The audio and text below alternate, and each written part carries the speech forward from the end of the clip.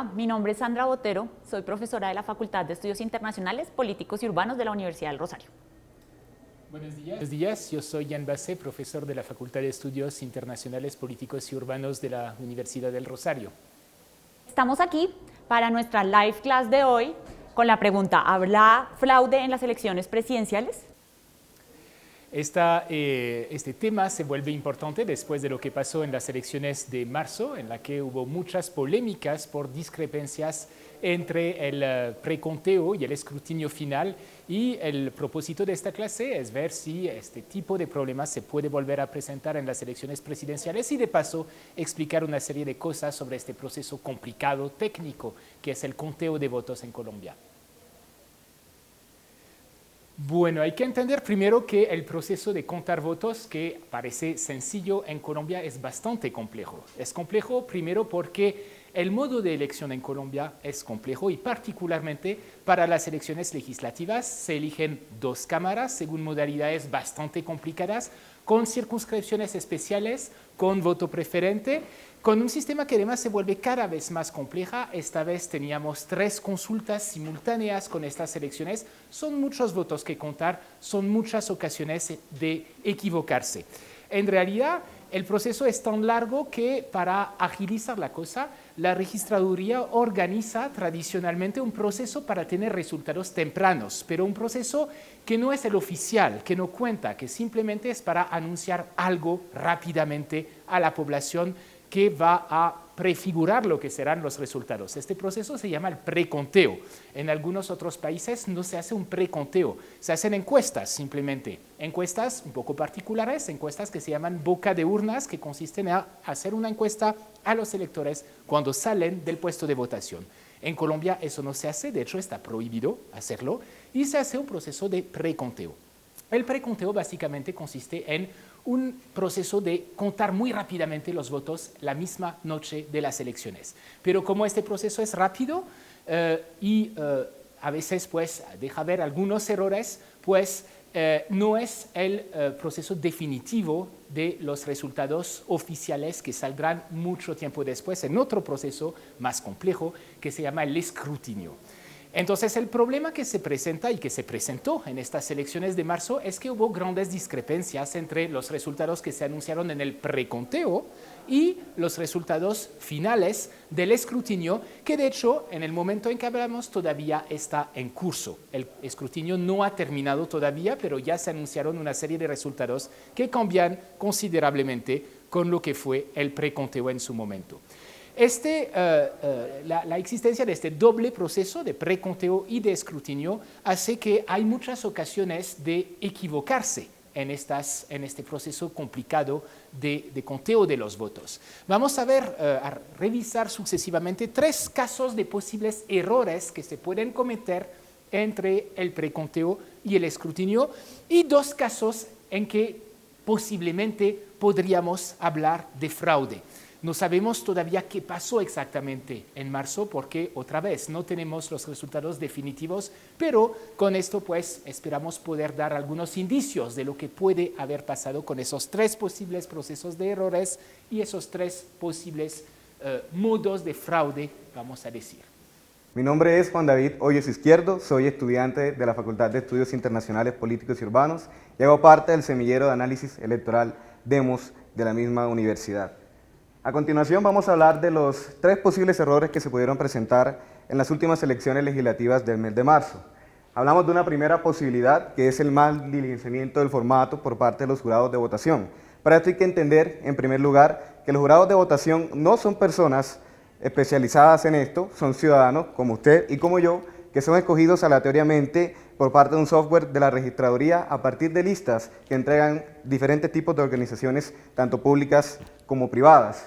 De esa forma, también hay que considerar las condiciones en las que se encuentran estos jurados durante la jornada electoral. Hay que aclarar que ellos, además de que no son profesionales en estos, sino que están designados para cumplir esta labor en esta jornada, soportan un cansancio de las distintas horas que tienen que estar en las mesas de votación en diferentes condiciones.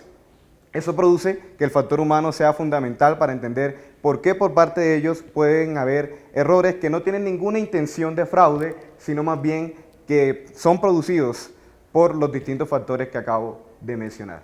De igual forma, tenemos un segundo posible error en estas elecciones, como lo son las discrepancias que pueden haber entre los tres formatos E14. Para esto hay que aclarar primero que todo que los jurados no solo tienen que llenar un formato de E14, sino que tienen que hacer 3 de ellos por cada cargo de elección popular y teniendo en cuenta los diferentes sentidos del voto, es decir, por listas, por candidatos, nulo, en blanco o no marcado. De esa forma, deben llenar 3 para cada cargo de elección popular, uno que es dirigido hacia la transmisión del preconteo, que era lo que consideraba el profesor Jan Baceda hace un momento, uno que se va directo al escrutinio y un último que es dedicado a la registraduría, quien los escaneará y lo publicará en la página web. Esto sumado a lo que hablábamos del posible error humano y no malintencionado de parte de los jurados, puede provocar que existan diferencias entre los 13 y 14 y por tanto este factor es uno de los que más alerta a la ciudadanía cuando ve tachones, borrones, en especial en este tercer E14, el publicado en la registraduría. Sin embargo, es importante aclarar que el que tiene validez oficial es el destinado al escrutinio. Hola, soy Martín Trujillo, estudiante de la Facultad de Estudios Políticos, Internacionales y Urbanos de la Universidad del Rosario y al igual que mi compañero hago parte del semillero de Demos. Entonces les voy a hablar un poco de los problemas de transmisión de los datos como un posible factor de error. Es necesario comprender en primer lugar que durante el proceso de preconteo es esencial para los colombianos encontrar datos claros y concisos de los resultados. Es por eso que se realiza este proceso de transmisión de voz a voz a través de teléfonos ya sean satelitales, móviles o fijos. Sin embargo, este proceso puede llevar a múltiples errores debido a que se realiza una subcontratación por parte de la registraduría que termina por hacer una gran cantidad de personas que se están lanzando para poder realizar este proceso de transmisión y además de esto podemos encontrar problemas en esta misma velocidad, ya que hay problemas al momento de que llegan o se rellenan los formularios. Pero, ¿cómo se realiza más o menos el proceso de transmisión de los votos? Este proceso se realiza una vez son cerradas las mesas y rellenados los E14. Un recolector procede entonces a mandar a un centro de recepción estos resultados del E14 que son posteriormente llenados y escaneados, llevados a un computador que posteriormente analiza estos resultados y los hace llegar. Una vez es llenado el 5% de los resultados o cada 5 minutos para que los colombianos puedan recibir entonces sus resultados de forma rápida, donde se encuentra pues uno de los posibles errores que mencionamos. Como pueden ver, el preconteo es un proceso complejo que hace intervenir muchos actores y que da muchas oportunidades para equivocarse. La mayor parte de las cosas que vamos a constatar de los problemas de las discrepancias en realidad, como pueden ver entonces, son errores de buena fe, de origen humano y que se pueden corregir en el escrutinio. Yo soy Sara Fonseca, politóloga egresada de la universidad y joven investigador de Demos de la Universidad del Rosario. Como bien lo anunció Jan, vamos a explicar las posibilidades de fraude que pudo haber en las elecciones del 13 de marzo, es decir, que haya una intención dirigida a modificar los resultados electorales. Este fraude puede presentarse en 2 escenarios. En el primer caso es por parte de los jurados de votación, sin embargo es una práctica que resulta bastante improbable dado que la elección de ellos es de manera aleatoria y se busca que no se conozcan de manera que no pueda haber coordinación para cometer un fraude. Es decir, en caso de que exista un fraude por parte de los jurados de votación, ello corresponde más bien a una práctica de menudeo que poca incidencia puede tener en los resultados globales de la elección. La otra posibilidad de fraude por medio de los jurados es a través del cambio que se da en las personas que componen cada una de las mesas de votación a lo largo del día. Para mitigar estas prácticas resulta un poco difícil, puesto que la registraduría no cuenta con mecanismos de cruce de información y además las listas de jurados de votación tienen un carácter reservado, a pesar de que se considera que son funcionarios públicos en funciones transitorias. Es decir, para subsanar las dudas sobre la transparencia en los jurados de votación, Una de las prácticas que podría emplear la registraduría sería ayudar a que la información sea más visible y a que los ciudadanos puedan ejercer control sobre estos jurados de votación. En segundo lugar, se podría hablar de un fraude institucional por parte de la registraduría. Sin embargo, en Colombia la tradición dice que hay pocas controversias sobre los resultados electorales, a excepción de las elecciones de 1970. Sin embargo, la registraduría actual, en cabeza de Alexander Vega, ha sido cuestionada porque, a pesar de que se trata de una entidad ajena al Ejecutivo y que tiene un carácter independiente, la persona que ha sido designada como registrador ha tendido a politizar la entidad. En el caso concreto de las elecciones del 13 de marzo, el movimiento político que más se vio afectado por el error en el preconteo fue el Pacto Histórico. Sin embargo, es poco probable que se trate de un fraude institucional, puesto que en el escrutinio, que es directamente la etapa del proceso electoral que es controlada por la registraduría, fue cuando se recuperaron los votos de esta colectividad y se reconfiguraron las curules que les habían sido asignadas. Igualmente, a pesar del costo a nivel comunicacional que tiene el error en los resultados, pues realmente la oposición, que fue el sector más afectado, ha sabido capitalizar muy bien y le ha servido para construir una narrativa política en el que han sido un poco perseguidos y en el que han podido capitalizar muy bien electoralmente. Bueno, entonces, con la ayuda de mis compañeros y colegas y compañeras de Demos UR, vimos un poquito ya qué era lo que estaba en juego y cuáles fueron los problemas o los potenciales problemas durante la elección al Congreso. Lo que quiero que hagamos ahora es pensar un poquito, bueno, ¿y esto qué significa? ¿Qué puede pasar para la elección presidencial? Entonces, lo primero es, si no lo recuerdan, que la elección presidencial puede tener dos vueltas. Entonces, la primera es ahorita a finales de mayo, y si ninguna de las personas que se presentó tiene más de la mitad, vamos a una segunda vuelta que sucederá en junio. Entonces, como tener en el horizonte que esto puede haber como dos ronditas. Lo primero que debo decir es que las posibilidades de que haya fraude, primero, si hubo pocas posibilidades de fraude en el Congreso, aunque todavía no sabemos, las posibilidades de fraude se disminuyen muchísimo en las elecciones presidenciales. ¿Por qué? Porque son mucho más sencillas desde el punto de vista logístico.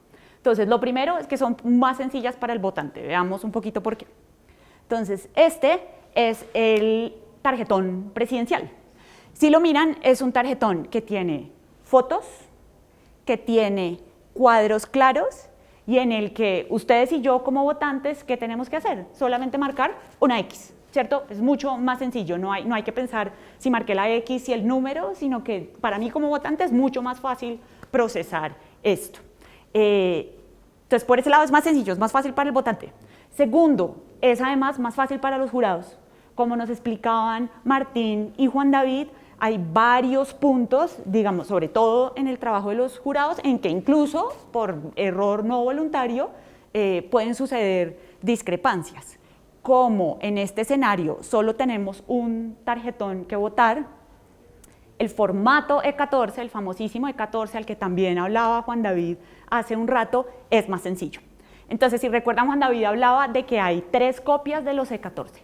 El E14 es el formulario donde uno, como jurado, pone el preconteo de los votos. Entonces, aquí lo que hay es 3 veces el mismo formulario, que yo como jurado debo diligenciar 3 veces. Quiero mostrarles uno solito, que es más sencillo. Entonces, aquí yo anoto el número de votos por cada una de las fórmulas que se están presentando a la contienda presidencial. A raíz de lo que sucedió en las elecciones al Congreso, hubo algunos ajustes pequeños al diseño del E14. Entonces, por ejemplo, miren que este E14, que es el que vamos a usar, va a tener fotos, va a tener colores, está el nombre de la persona, es una sola tira. Entonces, para los jurados también es más sencillo, porque además es un E14 más fácil de manejar y, de nuevo, es un solo tarjetón. Entonces, vamos a contar una sola vez. Hay menos posibilidades de todas las dificultades técnicas que surgían en el contexto de las elecciones al Congreso.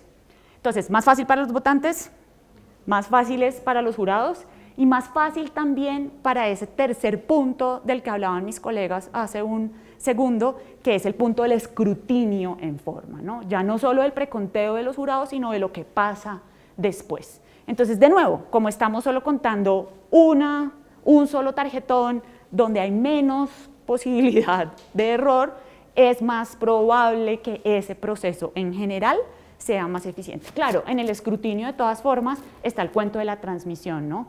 De la transmisión, y de esto nos hablaba un poquito Martín, de qué pasa con la llamada por el teléfono en la transmisión, qué pasa después en el software en el posterior electoral.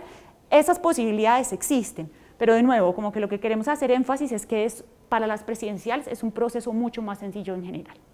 Entonces, ya sabemos que logísticamente es más fácil. Lo que pasa es que las elecciones no suceden en el aire. Entonces, la pregunta que hay que hacerse es cuál es el contexto político en el que va a suceder esta elección presidencial. Y ahí la cosa, digamos, se complica un poquito, en el sentido de que estamos haciendo esta clase y estamos pensando sobre esto porque hubo una polémica muy grande alrededor de las elecciones al Congreso. Es decir, muchos de ustedes que me están viendo o sus familiares o algunos de sus amigos de pronto están pensando que hay un chance de que vaya a haber fraude. Y esa duda que muchos de nosotros tenemos en este momento sobre eso es un problema para las elecciones presidenciales. Lo que sucedió en las elecciones al Congreso lastimó la credibilidad del proceso electoral, generó dudas, generó desconfianza. Entonces, ese contexto político, aunque a pesar de que la logística es mucho más fácil, de que las posibilidades de errores es mucho mejor, ese contexto político enturbia un poco, complica el aire. Creo que también es importante tener muy pendiente que es unas elecciones que están generando mucha expectativa y también mucho miedo, ¿no? Hay mucho en juego, existe la posibilidad, por ejemplo, el candidato puntero es un candidato que representa a las fuerzas de izquierda, que de ganar sería la primera vez que la izquierda se hace con la presidencia del país. Entonces, hay un contexto en el que hay mucho en juego en las elecciones presidenciales. Y en ese espacio, ese cuestionamiento a la registraduría, al proceso electoral, los errores, la politización de la que hablaba Sara, genera en el aire unas dudas. Entonces, a pesar de que, repetimos, las probabilidades desde el punto de vista logística son un poco bajas, lo que tenemos es un escenario donde políticamente hay mucho en juego y eso es lo que vale la pena detenerse a pensar. Entonces, como dice la profesora Sandra, estamos en un contexto bastante complicado. Por más que hay pocas posibilidades realmente de fraude en estas elecciones presidenciales y mucho menos márgenes para errores, es cierto que en América Latina tenemos un contexto tenso y ha sido bastante común desde el principio de este siglo que las elecciones terminen por impugnaciones, contestaciones. Particularmente, yo creo que el primer gran antecedente fue las elecciones en México de 2006 con cara a cara entre Felipe Calderón y López Obrador en su momento, que generó una crisis institucional grave en México, a pesar de ser uno de los países que tiene un sistema electoral bastante reconocido, creíble y eficiente en la región.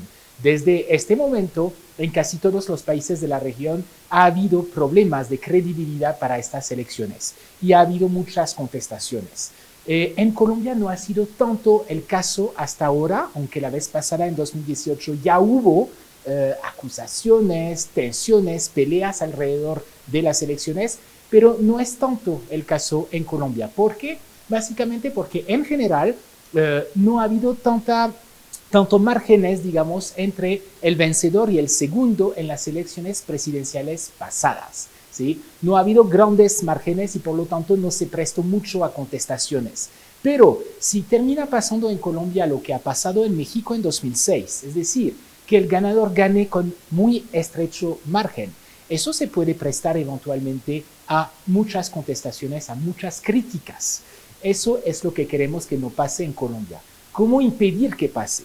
Pues ahí es muy importante que la ciudadanía se movilice para cuidar las elecciones y lo puede hacer. Las elecciones no son simplemente un asunto que organiza la registraduría. La ciudadanía contribuye de distintas maneras a organizar estas elecciones, a participar y a vigilar, a cuidar las elecciones. Primero, los ciudadanos son, lo hemos dicho, jurados de votación. Para los jurados es muy importante acudir al llamado de la registraduría, participar en la formación que organiza y a hacer este proceso de la forma más seria posible. Es una primera cosa.